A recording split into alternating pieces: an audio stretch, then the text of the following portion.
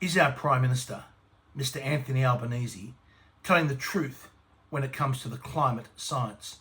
Or is he misleading the entire nation? Watch this video and make up your own mind about whether we're being deceived and tricked by Mr. Albanese as our Prime Minister. Now, a couple of days ago, up in Brisbane, during the recent cyclone event up there, Mr. Albanese was giving a press conference, and here's a little clip from it. Just listen to what he has to say about what the so-called science is. Rains and wind, we do have impacts. What we know, the science tells us that there would be more extreme weather events, they would be more frequent and they'd be more intense.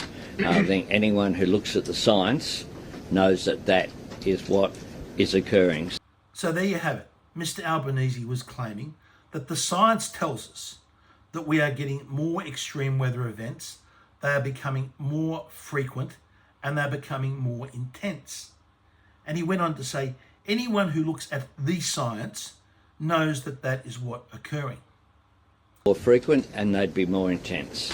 I think anyone who looks at the science knows that that is what is occurring. Well, I'd like to know what science Mr. Albanese is actually looking at when it comes to cyclones, because what he is saying is completely and utterly false. Let's just go through the science to see what it says about cyclones and to test Mr. Albanese's claim whether they're becoming more frequent and more intense. Now, firstly, let's check the claim that they're becoming more frequent. Now, the first place to go to look at is none other than to our my friends at the Australian Bureau of Meteorology. This following chart, is from the Bureau's own website. It's not made up by anyone else. It's on the Bureau's website, and it looks at the number of cyclones in the Australian region. You can see there the red is the severe cyclones, the yellow is the non-severe, and the red starts in the chart starts in 1969-1970 and goes through to last tropical season 2023-2024. Now that's what have we got there? Over 50 years of data.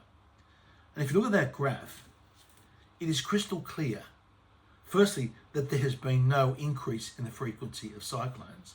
And in fact, the graph shows that there has been a decrease in the number of cyclones, both severe and non-severe, in the Australian region over the last 50 years.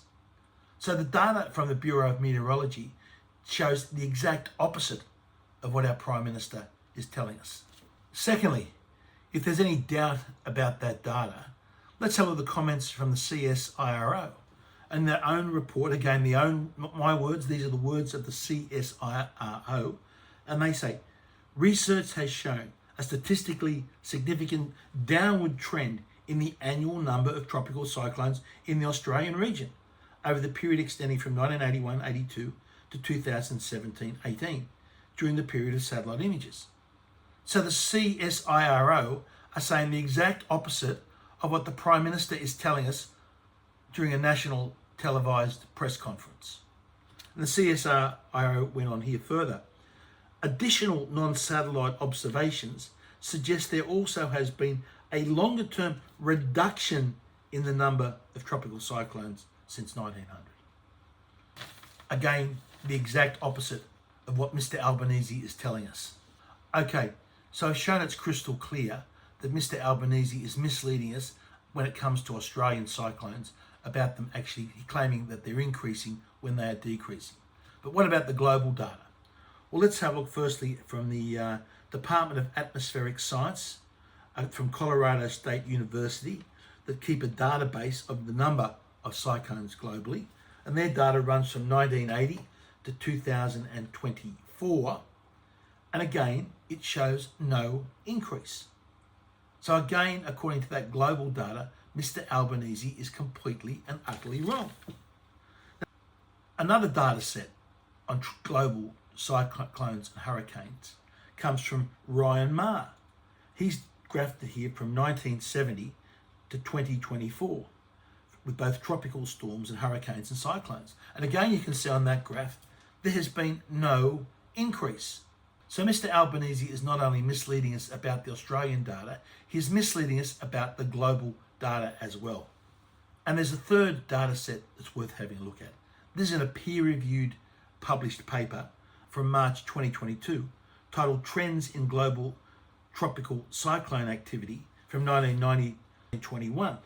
And its key point is here, global hurricane counts have significantly decreased since 1990. So the global count of hurricanes has decreased since 1990. So it's decreased in Australia, it's decreased around the world, and Mr. Albanese is telling us the exact opposite. And here's the chart that is attached to that peer-reviewed study, showing both for all hurricanes and major hurricanes and cyclones. And you can see all hurricanes are declining trend, major hurricanes are just about flatlining. Again, confirming that Mr. Albanese is misleading the Australian public. Okay, what about intensity of cyclones? Maybe Mr. Albanese, you might be wrong on one part but right on the other. Well, let's have a look at what the data says about the intensity of cyclones. Now, the best summary I've found on this is from a Chris Martz from the USA. And he says there are two metrics to determine whether there's been an increased intensity in cyclones. One is the accumulated cyclone energy, called the ACE index, and the second is the rapid intensification event frequency.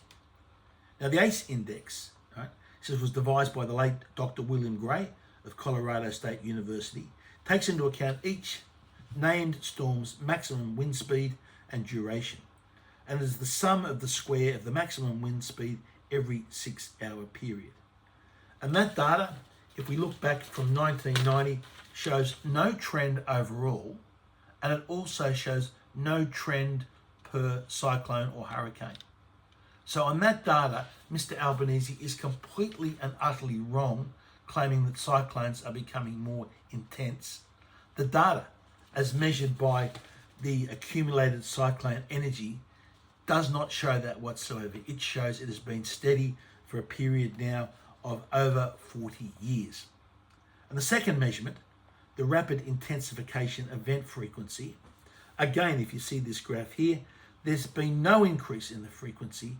It's been statistically up and down, but there is no difference whatsoever over a period of time. So again, that data shows Mr. Albanese is completely and utterly wrong. He has misled Australia. He is scaremongering for Australia. He is claiming that there is an increase in the number of cyclones, in the frequency, and increase in intensity. And the science, as I've just gone through and shown, shows the exact opposite. Now, why is this important? Why is it important to call out our Prime Minister? Because he's misleading the Australian public and saying things that are incorrect. Well, firstly, because it's this fear-mongering and there's this scaring of the Australian population, scaring young kids, thinking them that all these cyclones are getting worse and they're all going to be swept away and disaster awaits, when the exact opposite is happening. And secondly, it's the economic issues. Mr. Albanese has these policies. He's using his fake scare campaign based on hysteria and propaganda, ignoring the facts and the science, to enlist Australia up to this madness of net zero and this madness of this Paris Treaty, which the US has now pulled out of. So we are engaged in policies, implementing policies in this country that cause our nation harm based upon we think that these cyclones are getting worse and more intense when they're not, and then we can do something about it. There's some government policy that can actually change the weather. This is insanity. We Australians can no longer afford to pay for this nonsense.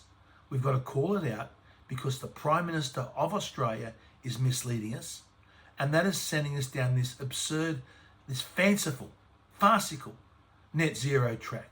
Completely futile, completely pointless. And the idea that we can somehow or other, what we do in Australia, will have any effect on the weather. The science on this is also clear, the data is clear.